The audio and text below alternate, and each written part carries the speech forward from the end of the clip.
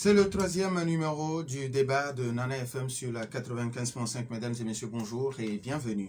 L'Assemblée nationale a apporté jeudi des modifications à la loi fixant les conditions d'exercice de la liberté de réunion et de manifestation pacifique publique. Ce projet de loi s'inscrit dans l'optique de l'allègement de certaines mesures introduites en 2019. Ces mesures sont relatives à l'interdiction de la manifestation sur certains axes et zones en conservant la possibilité d'interdiction pour d'autres axes et zones si les circonstances l'exigent et à la plage horaire des manifestations. Quels sont les nouveaux éléments introduits? C'est la question du jour et pour en parler, je reçois sur ce plateau l'honorable Yao Fiacre Achou, député à l'Assemblée nationale et secrétaire adjoint du parti Bloc alternatif togolais pour une innovation et le républicain Bâtir. Honorable, bonjour. Bonjour Robert, bonjour chers auditeurs. Alors, les auditeurs auront la possibilité de réagir dans ce débat sur la page Facebook ou dans une vingtaine de minutes sur le 91 09 71 71 ou le 96 61 58 58 avec Romé Aziablé à la mise en onde. Je suis Norbert Djouradi. Le débat de Nana FM, c'est parti. Honorable, merci d'avoir accepté notre invitation. C'est un plaisir de partager ce plateau avec vous ce matin et je crois que c'est ma première fois de participer à ce débat dans vos studios et j'espère que ce n'est pas la dernière fois. Donc c'est moi qui vous remercie plutôt. Alors, comment se porte à ce jour le parti Bâtir? Alors, je voudrais vous dire une fois encore merci pour cette opportunité que vous nous offrez et de nous exprimer à travers les ondes de la plus belle dame de Lomé, pour ne pas dire la plus belle dame d'Angomé. Alors, sans langue de bois, je veux vous dire que Bâtir se porte bien. Et Bâtir va très bien. Et il ne faut pas l'oublier que depuis 2 ans, la pandémie mondiale à coronavirus a porté un coup à tous les secteurs d'activité. Donc, quand je parle de tous les secteurs, ça veut dire que la politique y est comprise. Donc, Bâtir également a été touché par cette pandémie. La pandémie a ralenti nos activités, à proprement parler, sur le terrain. Mais bien entendu, nous sommes sur le terrain, nous sommes actifs sur le terrain à travers des canaux appropriés pour pouvoir toujours ventiler notre vision, sensibiliser les populations sur notre vision qui est de faire la politique autrement en redonnant du vrai sens à la politique, ce sens qui est de s'occuper du quotidien des populations, de ne pas faire de la politique politicienne, mais savoir quels sont les besoins réels, quelles sont les aspirations profondes des peuples, qu'est-ce qu'il faut changer pour le meilleur quotidien du Togolais. Alors, avec notre plan d'action, le socle de notre parti qui est constitué avec les jeunes et les femmes, nous avons décidé vraiment de redonner vie, de redonner corps à la politique dans notre pays en essayant d'éviter tout ce qui peut être affrontement, guerre, querelles intestines. Donc nous proposons aux Togolais d'aller au dialogue, d'aller négocier, d'aller faire des propositions. Donc c'est ce que nous sommes en train de faire. Et il faut le rappeler, quand je dis Bâtir se porte bien, il faut le mentionner également que nous avons déjà pris part à des élections, et pas des moindres. Et il y a les élections législatives de 2018 auxquelles nous avons pris part et nous sommes sortis avec 2 députés élus dans le Grand Lomé. Nous avons également pris part aux élections locales de 2019 et on est sorti avec 6 conseillers municipaux, toujours dans les communes du Grand Lomé. Et parmi ces 6, nous avons un maire qui est en poste à Vakwasito dans la commune à Guenivé 3 et nous avons un adjoint au maire également dans la commune du Golfe 7 à Flaou-Sabado. Donc c'est dire que avec tout ce que je viens de vous dire, il faut dire que Bâtir se porte à merveille, mais nous continuons de travailler pour avoir une assise politique et territoriale afin de mieux répondre aux besoins de nos populations. Donc, pour revenir à votre question et je vous dis que bâtir se porte bien. Alors, honorable, vous êtes apparemment très jeune. Quelle place la jeunesse occupe au sein de votre parti politique? Je peux vous dire d'entrée de jeu que je suis l'incarnation de cette jeunesse-là au niveau de mon parti politique. Je suis jeune. Quand vous voyez la structure de notre parti, cette structure est composée à près de 97% de jeunes. Quand vous voyez la présidente, elle est jeune. Nous n'avons que deux personnes qui dépassent la cinquantaine au niveau de notre bureau national. Quand vous voyez aussi la composition de nos structures à l'intérieur des préfectures, les bureaux des cellules, les bureaux des fédérations que nous sommes en train de mettre sur place, ces bureaux-là sont composés uniquement que des jeunes. Cela ne veut pas dire que nous ignorons ou bien nous avons écarté nos papas et nos mamans. Bien au contraire, nous prenons des conseils chez eux. C'est eux qui sont d'ailleurs le socle avec nos mamans. Donc c'est chez eux que nous tirons de l'inspiration, nous prenons des conseils pour pouvoir avancer. Alors, bâtir, c'est le parti des jeunes. Vous voyez, la population togolaise est à plus de 60% composée des jeunes. Alors, bâtir est ce parti politique-là qui donne l'opportunité à la jeunesse de pouvoir s'exprimer, de pouvoir faire éclore les talents qui sommeillent en eux. Bâtir veut donner l'opportunité à la jeunesse de pouvoir prendre place dans l'arène politique. Et comme je viens de le dire, je suis l'exemple palpable. J'ai 37 ans. Aujourd'hui, vous m'avez invité ici en tant que député. Alors, c'est pour vous dire combien la question de la jeunesse tient cœur à notre mouvement politique.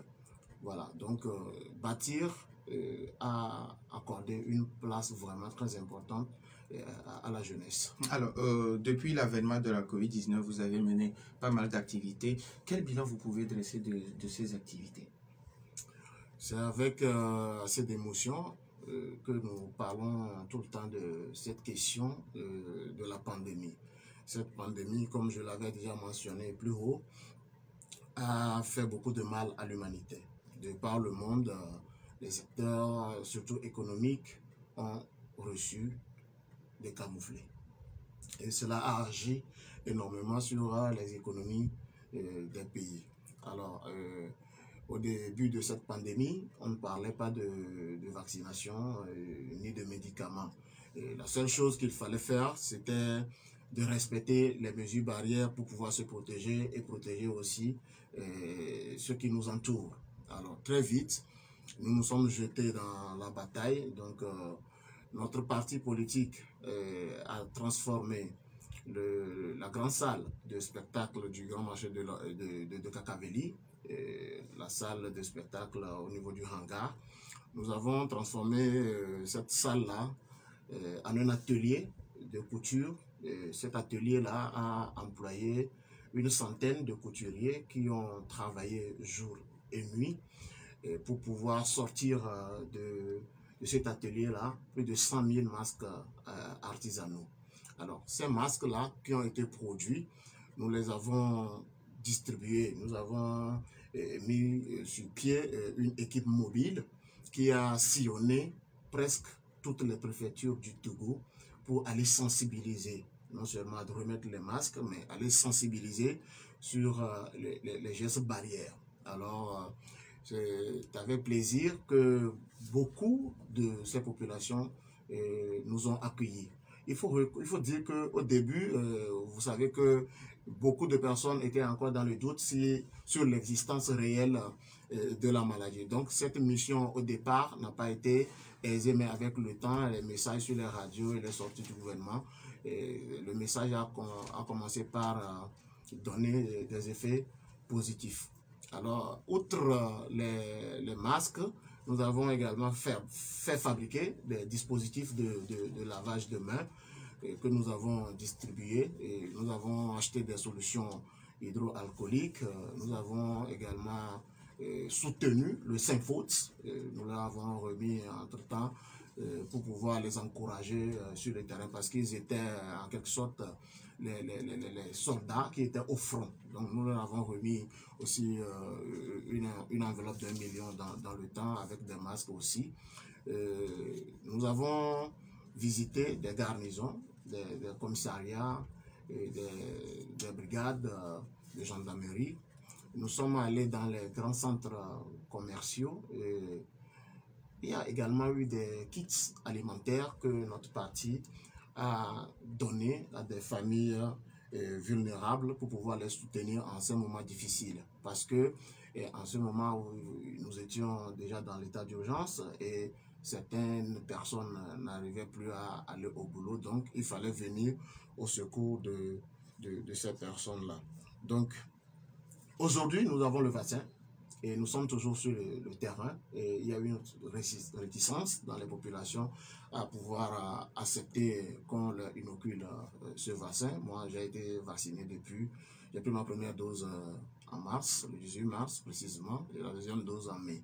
Alors, aujourd'hui, nous continuons la sensibilisation, nous appelons les populations à aller se faire vacciner parce que c'est le seul moyen dont nous disposons aujourd'hui et il faudrait que les populations puissent aller se faire vacciner pour qu'on puisse atteindre très rapidement l'immunité collective afin que les mesures restrictives soient levées et que les activités reprennent très vite pour que l'économie soit relancée. Alors, honorable, vous êtes député à l'Assemblée nationale. Vendredi, vous avez adopté le projet de loi fixant les conditions d'exercice de la liberté de réunion, de manifestation pacifique publique modifiée par la loi du 12 août 2019. Quels sont les nouveaux éléments introduits? Oui, d'abord, il faut revenir dans le contexte qui a conduit à la modification de ces tests-là. Donc, il y a 3 tests qui ont été modifiés à l'Assemblée nationale le vendredi 1er octobre passé. Donc, ces modifications ont eu lieu en tenant compte des conclusions des travaux des travaux de la concertation nationale entre acteurs politiques de janvier à juillet passé. Alors, sur la question de la liberté de réunion et de manifestation pacifique publique, la dernière fois, lors des travaux des Nations Unies sur les droits de l'homme, notre gouvernement a aussi pris l'engagement de revoir les dispositions relatives à cette loi. Donc, nous sommes réunis la dernière fois, le vendredi 1er octobre, lors de la 5e session, de la 5e séance plutôt, de la 2e session de cette année, pour pouvoir revoir ces tests-là. Donc, de façon concrète, ce qui a été revu, c'est la plage horaire qui a été rallongée. Donc, désormais, pour parler de façon plus concrète, les manifestations auront lieu entre 8h et 17h. Donc, soit 9 heures de temps environ pour que les manifestations puissent se dérouler de façon pacifique. Alors, cette disposition a été revue de cette manière parce que à 17h, il faut que d'abord, il faut permettre aux services de sécurité de pouvoir bien encadrer ces manifestations. Cette modification concernant la liberté de manifestation est un droit constitutionnel. Mais il faudrait que ce droit-là soit encadré pour qu'il n'y ait pas de débordement. Au même moment, il y a des non-manifestants. Il faut qu'eux aussi ils puissent avoir la quiétude, la liberté, évacuer librement à leur occupation en toute sérénité. Donc, voilà un peu ce qui a été fait concernant cette modification relative à la liberté de réunion et de droit. Également, il y a des zones qui ont été ciblées comme les sièges des institutions de la République, l'environnement immédiat des casernes et certaines routes, les routes nationales. Et bon, donc, ces endroits que je viens de citer, il ne peut pas avoir de manifestation à proximité de ces institutions-là ou sur ces routes nationales-là afin pour des mesures sécuritaires et aussi de faciliter le transport, le déplacement des populations pour que notre économie ne soit pas aussi très touchée. Alors, vous l'avez si bien dit, ces travaux rentrent dans le cadre de la CENAP et on sait que la CENAP, c'est pour préparer les régionales qui arrivent en 2022. Alors, comment est-ce que votre formation politique se prépare pour ces échéances électorales? À bâtir est toujours sur le terrain. Et nous travaillons d'arrache-pied. Nous, ce qui nous préoccupe le plus, c'est le quotidien des Togolais. C'est le changement de mentalité. C'est la formation des militants, la formation de nos populations. Nous voulons sortir de cet antagonisme de pouvoir-opposition qui ont toujours les yeux braqués sur le fauteuil présidentiel. Ce ne sont pas les élections qui nous préoccupent beaucoup plus. C'est vrai, nous sommes députés à l'Assemblée nationale grâce à une élection. Nous avons des conseils municipaux grâce à une élection. Mais ce n'est pas l'objectif premier de bâtir. C'est le développement qui nous incombe. Alors, quant à ce qui concerne notre participation ou non aux futures élections régionales, au moment opportun, nous donnerons notre avis sur cette question-là. Donc, ce qui veut dire que pour le moment, vous n'êtes pas sûr si vous irez ou pas? Je l'ai dit, ce n'est pas la préoccupation première de bâtir. Ce qui nous importe le plus, c'est les actions de terrain. C'est comment être plus proche des populations, savoir quels sont leurs problèmes et faire des plaidoyers, faire des négociations pour que des difficultés soient allégées. Si vous remarquez un peu, si vous visitez notre page, c'est vrai, nous ne communiquons pas beaucoup, mais quand vous visitez notre site, notre page Facebook, vous verrez que nous sommes beaucoup plus dans le social. Nous travaillons pour résoudre les problèmes des populations. Nous avons construit un bâtiment scolaire quelque part dans le lac 2. Et nous avons fait des latrines publiques, nous avons construit des forages, nous continuons d'en faire. Et très prochainement, à partir de demain, nous serons encore sur le terrain pour pouvoir aider ou soutenir encore nos petits frères et nos enfants, les élèves. Alors, il y a beaucoup qui sont en train de donner les fournitures scolaires. Nous viendrons aussi en appui avec des livres et d'autres matériels didactiques pour le personnel enseignant. C'est vrai, nous sommes un parti politique, nous participons aux élections, mais pour l'instant, ce n'est pas ce qui nous préoccupe, mais au moment opportun, nous reviendrons là-dessus, nous donnerons notre position claire sur notre participation au régional. Les auditeurs ont maintenant la possibilité de nous appeler sur le 91 09 71 71 ou le 96 61 58 58 ou laisser leurs commentaires sur la page Facebook de Nana FM et après la pause.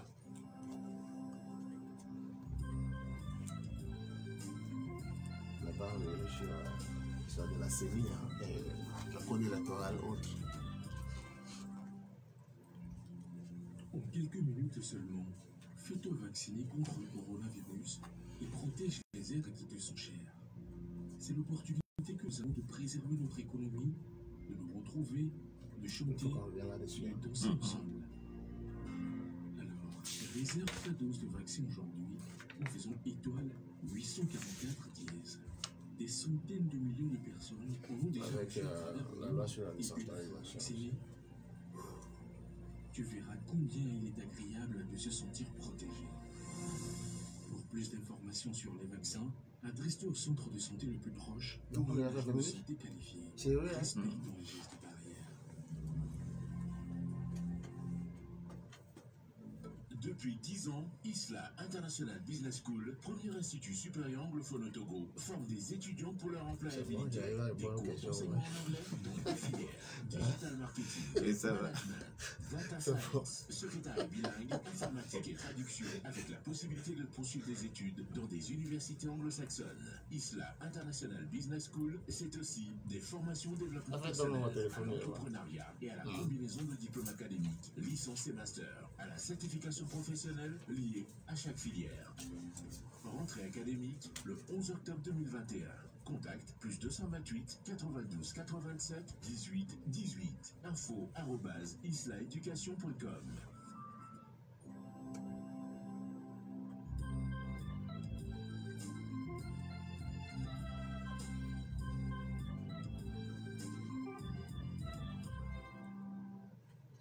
Retour dans les studios de Nana FM 91 09 71 71 ou le 96 61 58 58. Nous avons un premier auditeur en ligne. Nana FM, allô?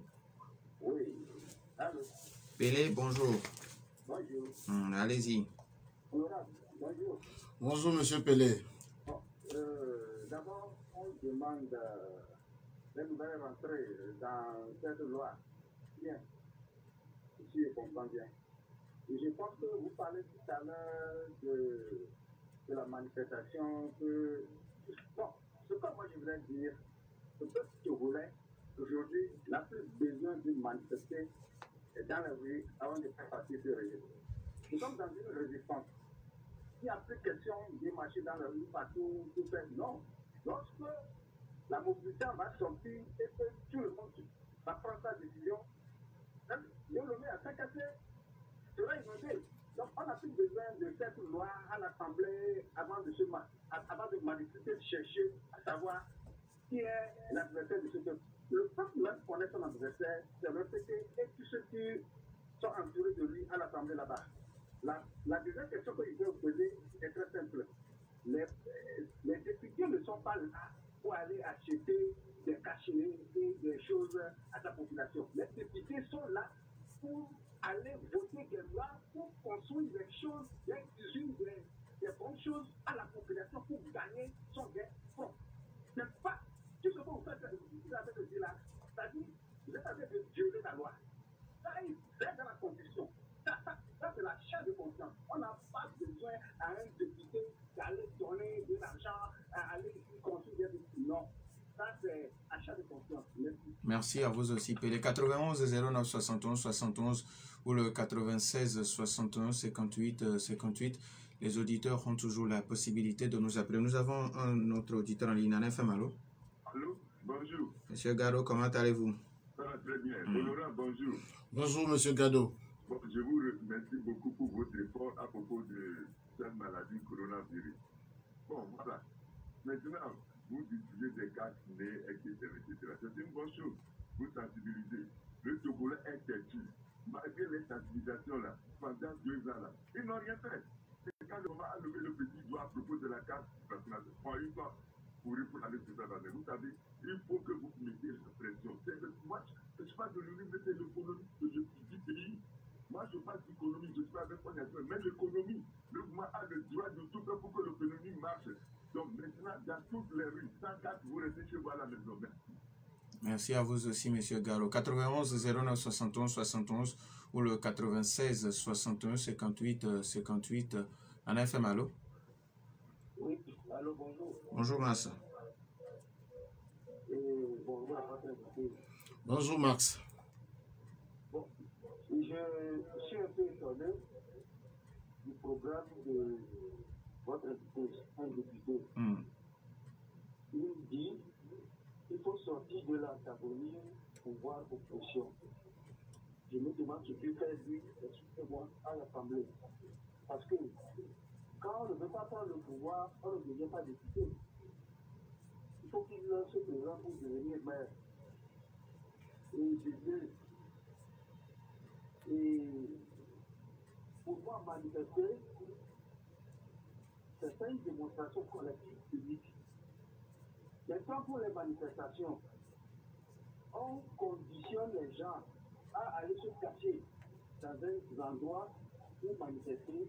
Est-ce que ça c'est manifester? Parce que quand on veut manifester, on veut faire savoir aux gouvernants que nous ne sommes pas d'accord avec votre façon de nous conduire, de nous diriger. Mais quand vous envoyez les gens dans des enclos, dans des lieux, à des heures, où on ne sent pas la population, ne sent pas qu'il y a un gène, je me demande ce qu'ils appellent manifester. Merci, bonne journée. Merci, bonne journée à vous aussi. 91 09 71 71 ou le 96 61 58 58. Nana FM, allô? Albert, bonjour. Bonjour, Albert. Je voulais demander à notre invité, il a mis l'accent sur le volet social de leur parti. Depuis leur élection, cette proposition de loi, quelle interpellation ce parti a fait pour améliorer la condition de vie des Togolais.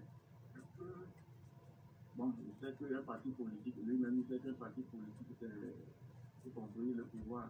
Beaucoup de partis se cachent maintenant derrière des actes sociaux et disent des intérêts politiques.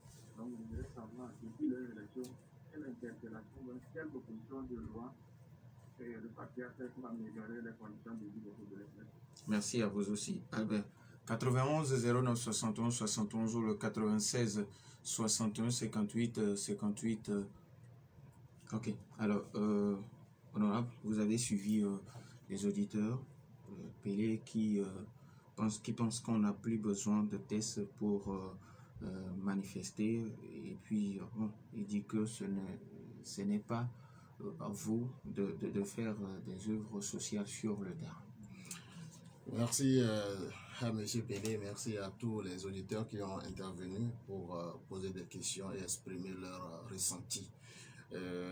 Pour répondre à la question de M. Pelé, je dirais tout simplement que la manifestation ou bien le droit de manifestation est un droit constitutionnel.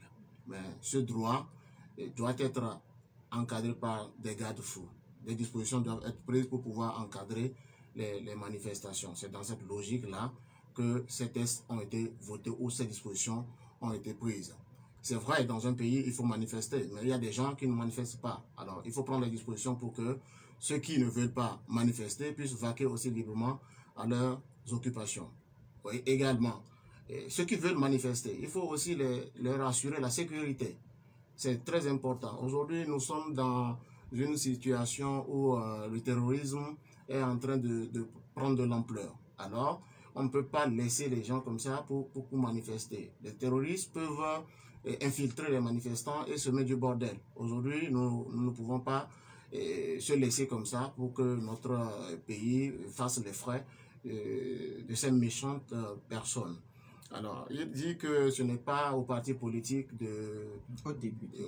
ce n'est pas aux députés de distribuer les cash-nez aux populations. Bon, c'est son avis. Et il parle d'achat de conscience. Nous sommes en démocratie et chacun est libre de pouvoir exprimer ce qu'il pense, mais nous pensons que en tant que député, il était bienséant de pouvoir protéger nos populations. C'est ce que nous, en ce moment précis, nous avons jugé utile que nous pourrions faire pour pouvoir non seulement se protéger, mais aussi protéger nos compatriotes. Bon, si M. Pelé trouve que ce n'était pas bien, bon, je lui laisse son avis. Je ne vais pas lui contester, mais moi je pense que en tant que citoyen, je dois apporter ma pierre à la contribution de ma nation.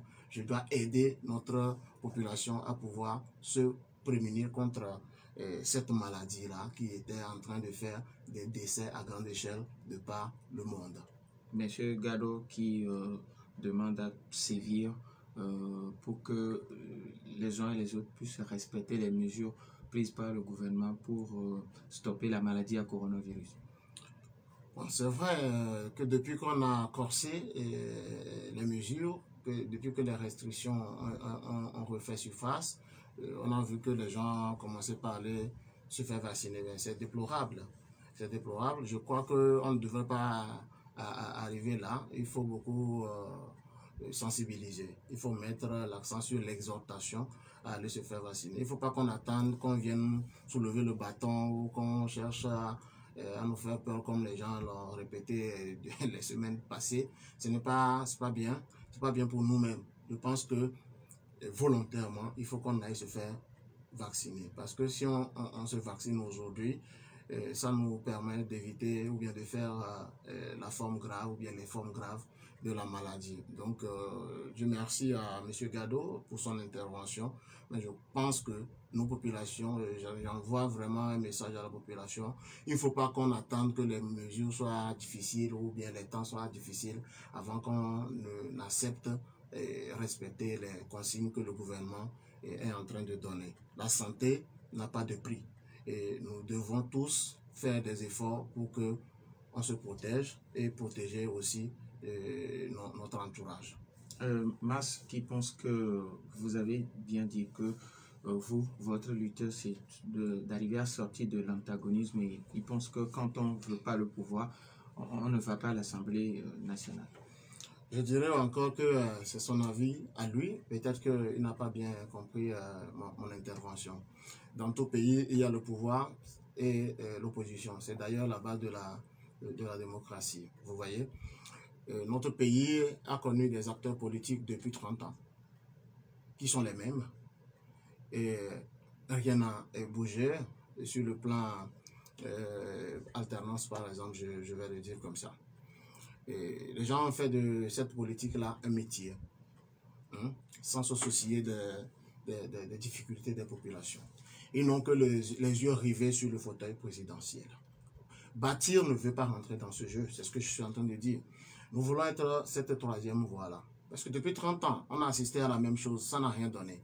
Nous voulons amener les gens à comprendre que en fait, le changement est important et le changement doit être individuel avant d'être collectif.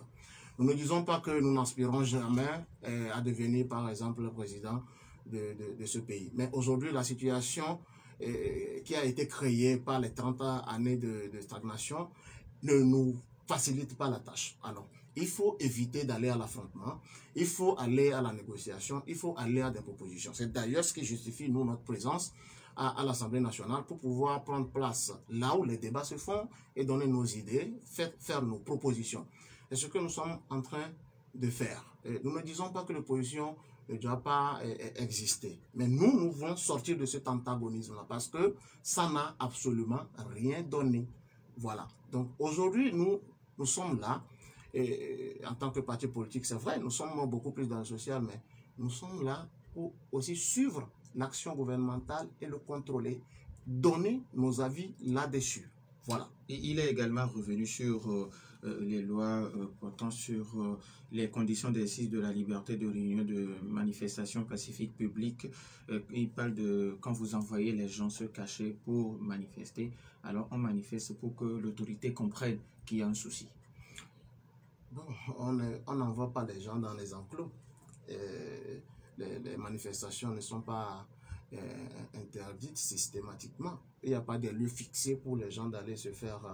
il n'y a pas de lieu fixé pour aller manifester. C'est vrai, on a dit qu'il n'y aura pas de manifestation sur les routes nationales. Mais il y a d'autres routes. Nous avons vu dans plusieurs pays, on peut faire des manifestations dans d'autres lieux. Je ne veux pas me permettre de citer des endroits ici. Ce que nous venons de faire corrige ou bien améliore plutôt ce qui était là avant. Avant, on pouvait manifester jusqu'à 22h, c'était pas bien. Nous ne disposons pas, notre pays n'a pas assez de moyens pour pouvoir encadrer des manifestations jusqu'à 22h. Vous voyez, avec le climat sécuritaire qui plane aujourd'hui dans la sous-région et dans le monde où le terrorisme est en train de faire des ravages. Mais aujourd'hui, est-ce que forcément, ce n'est pas les manifestations que nous devons apporter des améliorations à la gouvernance de notre pays? Pendant longtemps, on a manifesté. En 2017, vous avez vu ce que les manifestations ont causé au pays. Alors, est-ce qu'il faut rester dans la même logique? On n'a pas interdit les manifestations. Les manifestations sont autorisées. Seulement, il faut que les conditions de manifestation soient, ou bien répondent et respectent la loi.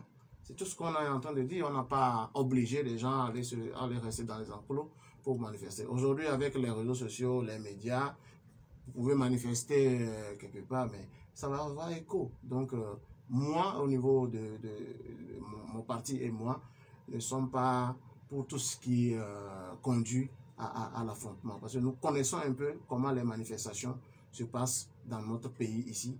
Et même déjà, quand on dit les manifestations commencent à 9h, vous allez voir déjà à 7h, les gens ont déjà bloqué les routes pour empêcher ceux qui ne sont pas des manifestations de vaquer librement à leurs occupations. Même après 17h ou 16h, vous allez voir que les rues sont toujours bloquées et ceux qui ont fini leur boulot ne peuvent pas rentrer à la maison. Aujourd'hui, il faut qu'on aille autrement. Le régime en place est là, ça fait longtemps. Alors, je ne sais pas par quelle alchimie nous voulons aller à l'alternance ou au changement si on ne peut pas discuter, se faire confiance et on pense qu'il faut toujours utiliser les mêmes méthodes. Si on continue d'utiliser les mêmes méthodes, ça donnera les mêmes résultats. Alors, Albert qui demande quel a été votre rôle depuis votre élection? Est-ce que vous avez voté des lois pour interpeller le gouvernement? Alors, au niveau de bâtir, nous sommes deux députés à l'Assemblée nationale sur la 91. Nous participons activement à tous les débats sur les projets de loi, que ce soit en commission ou en plénière. Donc, nous essayons toujours d'apporter notre modeste contribution à l'amélioration des conditions de vie de nos populations à travers les tests que nous votons. Et très souvent, nous interpellons les gouvernements de façon orale lorsqu'ils sont présents à l'Assemblée nationale. C'est vrai, les interpellations ou les propositions de loi sont des outils que nous pouvons utiliser. Mais pour l'instant, nous n'avons pas encore utilisé ces deux canaux-là, mais nous avons déjà réagi sur plusieurs sujets brûlants où les ministres étaient présents et nous les avons posé des questions par rapport à certains problèmes sociaux. Alors, honorable, au niveau de l'Assemblée nationale, vous avez voté aussi les lois par rapport à la décentralisation. Qu'est-ce qu'on peut retenir de ces lois? Ok. Concernant la loi sur la décentralisation, ce qui a été fait concrètement, je crois qu'on peut citer 3 avancées majeures pour pouvoir améliorer la gouvernance locale. Soit, avant de répondre, on prend le dernier auditeur. Nana FM, allô? Ah, l'auditeur est parti. Alors, il y a... Ah, il est revenu? Ok. Nana FM, allô? Allô? Oui, bonjour. Bonjour, monsieur le journaliste. Monsieur Mawena? C'est monsieur Kokou. Monsieur Kokou, vous nous appelez de... Je vous appelle depuis Antoine. Ok, allez-y avec votre question. Je salue notre député. Merci, bonjour Coco. Tout à l'heure, un auditeur vous a posé la question. L'action sociale que vous faites, normalement, ça ne relève pas de votre locatif. Mais vous pouvez le faire. Mais ce qu'on constate, vous laissez ce qui est de votre productif. Et lorsque vous faites des actions sociales, sans que vous venez gongonner sur les médias. Or, ce n'est pas ce qu'on a besoin. Vous pouvez faire quelque chose dans le qualité. Ça n'emporte pas la population tout le monde. À l'Assemblée, avec des lois à tout le peuple. Maintenant, la dernière fois, le gouvernement est venu demander 6 mois. Les débats ont été houlés. Vous avez forcé le gouvernement à accepter les 12 mois. Dans cette condition, comment que vous n'arrivez pas à forcer le gouvernement à faire des choses qu'il a proposé de faire, mais qu'il ne fait pas jusqu'à ce jour? Si je prends l'exemple des scanners qu'on a vu dans les hôpitaux, dans les régions, tout ça, ça n'a pas été fait. Pourquoi vous ne forcez pas le gouvernement dans ces actions-là? Merci. Et pour terminer, oui. Bâti, lors des élections législatives, c'était indépendant. Mais après tout, il est devenu parti politique. Maintenant, on dit qu'il est parti de l'opposition. Mais au même moment, on est parti de l'opposition, on dit qu'ils n'entrent pas en antagonisme avec ceux qui sont au pouvoir. Mais ils entrent en antagonisme avec qui? Merci, monsieur Kokou. Alors, honorable, vous allez rapidement répondre et on revient sur les lois relatives à la décentralisation. Merci à M. Kokou qui me donne l'opportunité de mieux expliquer la position de Bâtir. Alors, nous sommes à l'Assemblée nationale, certes, et nous faisons des actions sociales sur le terrain. Ce n'est pas sans pour autant dire que nous ne votons pas les lois ou bien nous ne jouons pas notre rôle de député. Nous le jouons, mais sur le terrain, nous sommes également dans des actions, c'est tout. Et nous avons dit que nous ne voulons pas faire de la politique politicienne, comme ce qui a été fait depuis 30 ans. Nos populations souffrent. Nous voulons aller à leur contact, être proches d'eux, les écouter. C'est ce que nous sommes en train de faire.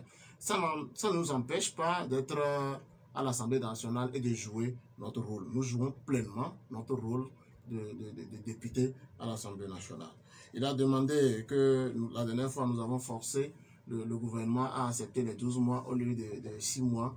Demander, on n'a pas forcé le gouvernement. Nous avons demandé au gouvernement, nous avons expliqué au gouvernement que vu les difficultés pour vacciner les populations et la rareté des vaccins sur le marché international. Même si on veut prendre 6 mois, si on donne les 6 mois, au lieu qu'ils reviennent encore juste après 6 mois pour demander encore, il serait mieux qu'ils prennent 12 mois pour prendre le temps de mieux organiser d'abord l'acquisition des vaccins et de sensibiliser aussi les gens pour que les gens puissent accepter de se faire vacciner. Parce que dans les 6 mois, si on veut atteindre les objectifs fixés par le gouvernement en termes de vaccination, même d'ici fin décembre, on n'allait pas atteindre les 20% que le gouvernement compte atteindre. Alors, il faut prendre le temps pour mieux s'organiser et le faire.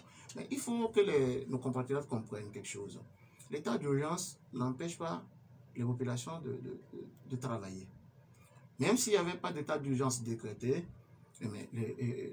UNIR est majoritaire à l'Assemblée nationale. Ils peuvent faire passer les lois qu'ils veulent à tout moment. Donc, il ne faut pas qu'on se focalise trop sur l'état d'urgence et ne pas aller travailler. C'est vrai qu'il y a certains secteurs d'activité qui sont beaucoup plus touchés, comme le secteur culturel. Mais le gouvernement se déploie, le gouvernement s'emploie à pouvoir trouver des solutions appropriées à ces secteurs-là. C'est vrai, dans l'état d'urgence aussi, il y a eu des mesures d'accompagnement qui ont été prises par le gouvernement. On ne va plus revenir là-dessus, il ne va pas venir être le défenseur du gouvernement.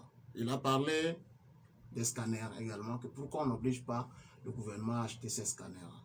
Depuis, nous sommes en train d'interpeller le gouvernement parce que moi-même, je peux être victime de cela. Et je peux avoir un membre de ma famille qui soit dans le besoin qu'on lui fasse un scanner. La dernière fois, lorsque le Premier ministre était encore là, nous avons encore posé cette question-là. On nous a dit que très prochainement, le CHU de Tokoin, le CHU Sinovalis Olympio sera doté d'un scanner. Il y aura un nouveau scanner au niveau du CHR et un autre au niveau du CHU de Kara. Alors des hôpitaux seront également construits. Je pense qu'il y aura 8 hôpitaux qui seront construits dans les 5 régions. Et donc, je pense que le gouvernement doit aller beaucoup plus vite pour que nos populations puissent être un peu soulagées, surtout en matière de renouvellement du plateau technique dans nos hôpitaux. Et ça, je crois que le gouvernement doit aller très vite. Il nous reste 1 minute pour revenir sur les 3 choses qu'on peut retenir de la loi sur les manifestations.